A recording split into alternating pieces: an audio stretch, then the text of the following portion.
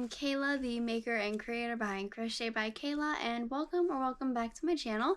Today's video is going to be a video telling you all about how I determine how much I'm going to bring to markets. So let's get started. So to break down my craft shows and the products I bring, I like to separate each thing into different categories.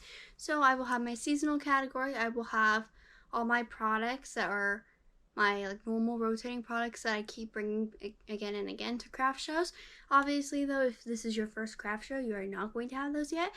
So really anything that doesn't fit in your category for the season that your craft show is in is kind of gonna go there. For me, it's usually all my stuffed items, and then I have my other category, which is everything that is not stuffed, so anything that's not amigurumi and is not seasonal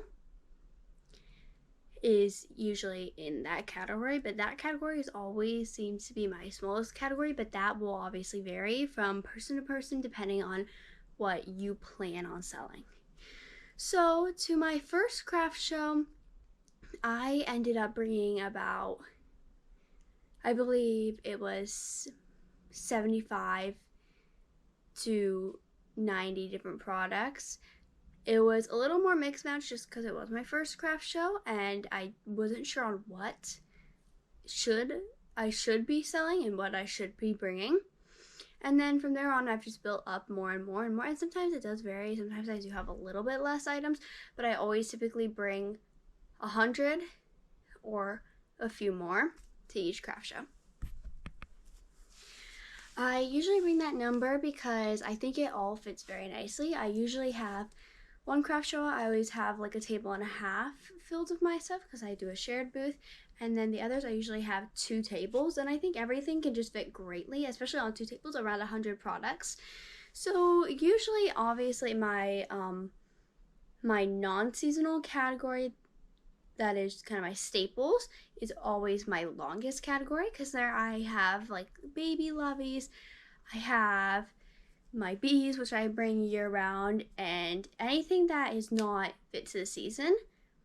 And that's usually my largest, so that is usually about 40 to 60 products for me, depending. And then I like to have my seasonal bracket be about 30 items usually, because for me, seasonal items are always the first to go. Like at my fall craft show, all my ghosts and my candy corns really went first, besides turtles because they were a brand new product for me at that show. So I'd say bring a decent amount of seasonal products if you can. And seasonal products can be hard to find, but like say it is a summer craft show, bring like things like, you could have your seasonal products for that show be mermaids and turtles and whales or jellyfish, and for fall obviously pumpkins and ghosts and candy corns, depending if it's before or after Halloween. And then Christmas, you can do snowmen, you can do ornaments, you can do penguins like I have done, anything like that. And be sure to bring a lot of them because I have found for me that those are what always sell first. And obviously all of this is going to be based off of my own experiences at craft shows, but that is what I've seen from each craft show that I've done.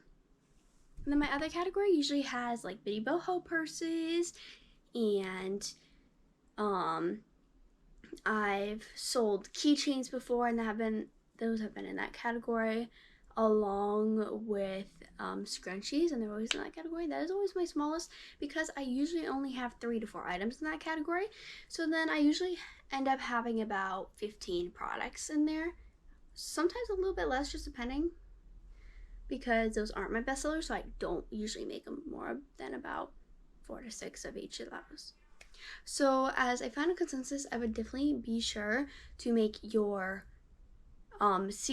make it kind of like how your seasonal products are your second largest category, your ones that aren't very seasonal and could just kind of be year round, someone could buy it and it could be a gift, and it doesn't have to be themed specifically to something like a Christmas gift, like that has a Christmas theme to it, obviously.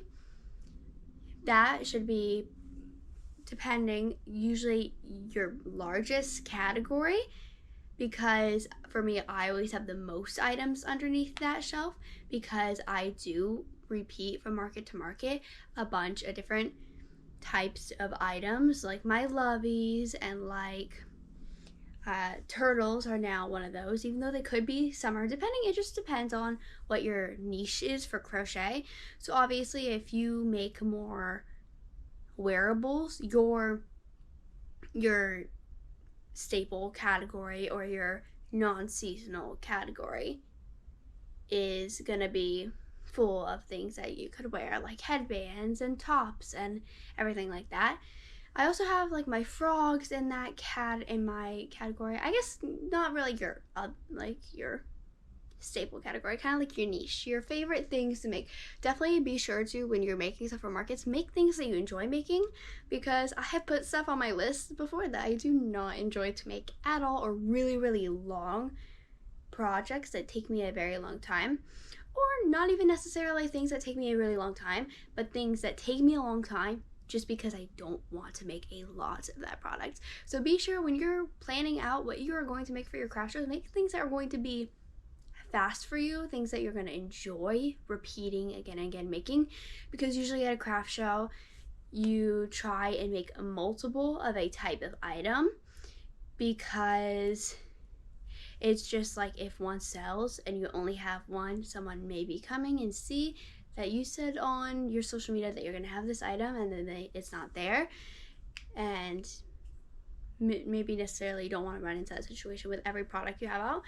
Also, for me personally, it'd be really hard for me to only have one of each product, because I would have to find a lot of different things to make, and I don't really know what I would choose actually. But I really do hope this helped everyone out if you are just starting craft shows, or if you're into your craft shows but you're still really not sure how much it should be bringing. I do hope this helped a lot, and I will see you all next time. Let me know down below what you want to see next. I'm thinking maybe a day in my life kind of video, or like how much I can make in certain time frame again, because I have not done either of those in a very long time.